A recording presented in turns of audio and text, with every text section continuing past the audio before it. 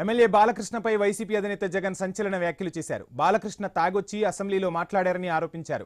తాగిన వ్యక్తిని అసెంబ్లీకి ఎలా అనుమతిచ్చారని ప్రశ్నించారు.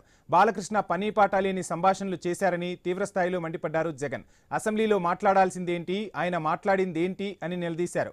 బాలకృష్ణ మానసిక పరిస్థితి ఏంటో అర్థమవుతుందని జగన్ విమర్శలు ఎక్కుపెట్టారు.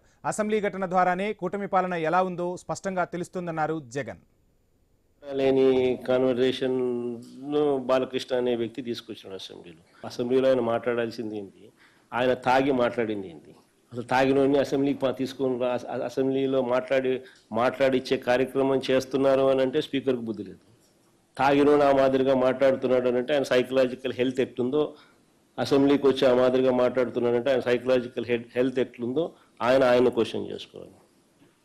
పని పాట లేని కాన్వర్జేషన్ బాలకృష్ణ అనే వ్యక్తి తీసుకొచ్చాడు అసెంబ్లీలో ఆయన మాట్లాడాల్సింది ఏంటి, ఆయన తాగి మాట్లాడింది ఏంటి, అసలు తాగినోడిని అసెంబ్లీకి తీసుకొని అసెంబ్లీలో మాట్లాడిచ్చే కార్యక్రమం చేస్తున్నారు అని అంటే స్పీకర్కి బుద్ధి లేదు. తాగినోడు ఆ మాదిరిగా మాట్లాడుతున్నాడు అని అంటే ఆయన సైకలాజికల్ హెల్త్ ఎట్లుందో, అసెంబ్లీకి వచ్చి ఆ మాదిరిగా మాట్లాడుతున్నాడంటే ఆయన సైకలాజికల్ హెల్త్ ఎట్లుందో ఆయన క్వశ్చన్ చేసుకోవాలి. పని పాట లేని కాన్వర్జేషన్ బాలకృష్ణ అనే వ్యక్తి తీసుకొచ్చాడు అసెంబ్లీలో ఆయన మాట్లాడాల్సింది ఏంటి, ఆయన తాగి మాట్లాడింది ఏంటి, అసలు తాగినోడిని అసెంబ్లీకి తీసుకొని అసెంబ్లీలో మాట్లాడిచ్చే కార్యక్రమం చేస్తున్నారు అని అంటే స్పీకర్కి బుద్ధి లేదు.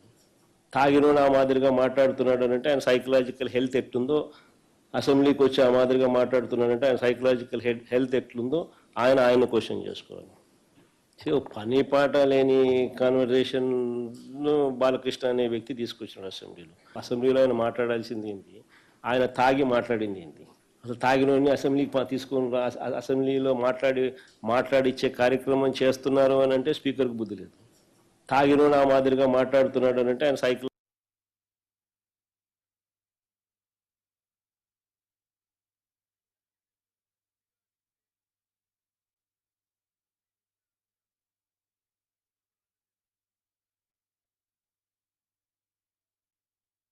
మీరు అన్నారు ఇందాక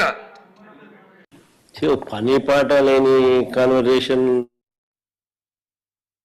అప్పుడు అందరూ ఇండస్ట్రీ కలవడానికి వెళ్ళినప్పుడు సైకో గారిని చిరంజీవి గారు గట్టిగా అడిగితే అప్పుడు ఈయన వచ్చాడు అంది అబద్ధం.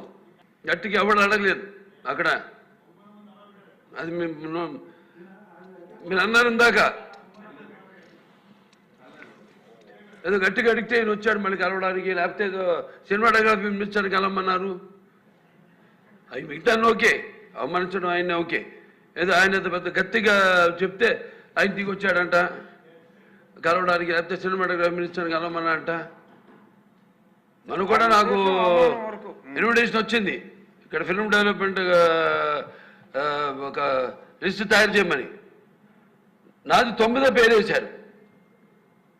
అది ఎవరో ఈయన నేను అడిగాను కూడా, దుర్గేష్ గారిని కూడా అడిగాను, గౌరవ సినిమాటోగ్రఫీ మంత్రి కూడా అడిగాను నేను, ఎవడో వేసిందని. The respect human being, even opposition or us. 9వ పేరు వేశారు. ఇది అదేదో గట్టిగా ఎవడు అడిగాడు, గట్టిగా అడిగితే పంపించారు లోపలికి. వచ్చాడు ఈడు కలవడానికి. Sorry, I want to clarify this. No, very good. Nonsense. పని పాట లేని